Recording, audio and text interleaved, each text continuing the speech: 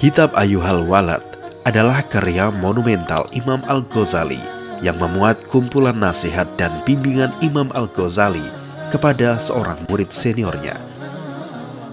Ia merupakan panduan ilmu dan amal bagi anak didik dalam menuntut ilmu, sekaligus pedoman bagi para guru dalam membentuk kader-kader ulama Rabbani.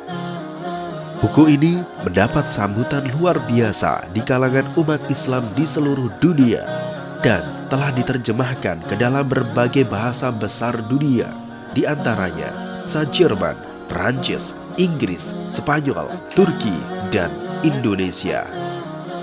Buku Wahai Santriku ini merupakan syarah pertama dalam bahasa Indonesia atas risalah Ayyuhal Walad. Buku ini disusun dengan merujuk kepada induk kitab-kitab tafsir, syarah hadis, sirah, tarikh, biografi tokoh, akhlak, dan tasawuf sunni. Wahai santriku, miliki sekarang juga.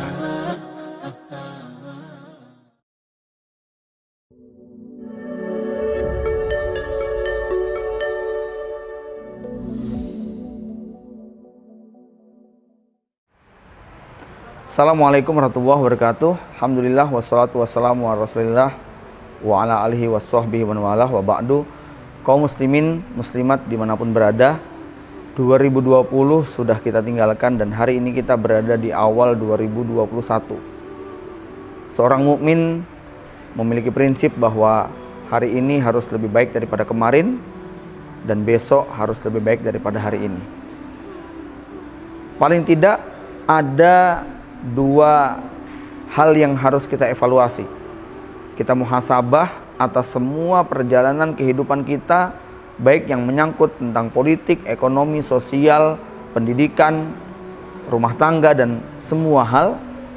Kita dihadapkan pada situasi yang memang seperti digambarkan dalam satu riwayat bahwa fitnah dan ujian yang akan menimpa kepada kaum muslimin akan membuat orang-orang yang paling alim sekalipun dibuat bingung bagaimana menghadapinya. Dan hari ini betul-betul kita rasakan. Banyak di antara jamaah yang bertanya, apa yang harus kita lakukan dalam suasana semacam ini? Ketika kita tidak mampu lagi untuk menghadapi kezoliman dan kecurangan yang dipertontonkan begitu terang-terangan. Ya, semua ikhtiar, semua upaya sudah dilakukan, tetapi belum membuahkan hasil seperti yang diharapkan. Maka ada satu pesan dari Rasulullah SAW kepada umat Islam, terkhusus masyarakat awam. Di suasana fitnah yang seperti ini, Nabi berpesan supaya alaika bi khassati amrika, hendaknya engkau sibuk dengan urusan dirimu sendiri, wadail awama, tinggalkan kebanyakan urusan orang umum. Tentu hadis ini bukan berlaku kepada mereka yang mendapat amanah untuk memimpin umat.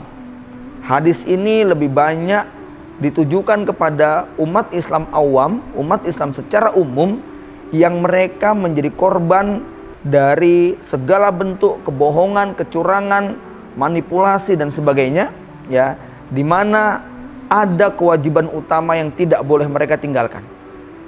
Kalau mereka bertanya apa yang harus kita lakukan? Ya, sementara situasi sedemikian rupa yang tidak memungkinkan bagi kita untuk mengambil sebuah keputusan karena segala jalan nampaknya buntu, maka pesan tadi menjadi sangat relevan. Alaika bi khassati amrika. Buat kita, masyarakat umum, terutama kaum muslimin yang mereka bukan pengambil keputusan, bukan para pemimpin, maka ada kewajiban yang tidak boleh mereka abaikan, yaitu urusan-urusan yang menjadi tanggung jawab pribadi yang tidak mungkin diwakilkan kepada orang lain. Tanggung jawab kepada keluarga, tanggung jawab pendidikan mereka, tanggung jawab ekonomi mereka. Dua hal, pendidikan, ekonomi adalah dua perkara yang menjadi tugas utama sebagai seorang suami kepala rumah tangga untuk tetap memberikan yang terbaik kepada mereka. Jangan sampai kebingungan kita, ketakutan kita, kekhawatiran kita dengan segala perubahan dalam bentuk fitnah dan ujian yang menimpa pada kaum muslimin sampai membuat dia pun tidak melakukan tugas yang paling utama, yakni tanggung jawab dia kepada keluarganya, terkait dengan kewajiban untuk memberi nafkah yang halal dan thayyibah dan kewajiban untuk memberikan pendidikan yang terbaik. Sebab memang fitnah ini bukan hanya berlangsung untuk satu generasi. Dia akan terus lintas generasi berlangsung, sehingga kewajiban untuk mempersiapkan kader, calon pemimpin, orang-orang yang akan melanjutkan perjuangan kita, ya, perjuangan generasi kita saat ini, itu tidak terputus karena memang adanya mereka. Maka kepada kaum muslimin, kalau kita merasa bingung harus berbuat apa, lakukan sesuatu yang memang itu berdampak kebaikan pada batas minimal, yaitu pada keluarga kita, pada anak kita, pada lingkungan masyarakat kita. Kalau sampai itu juga tidak mampu, maka pada batas minimal adalah kebaikan pada diri kita.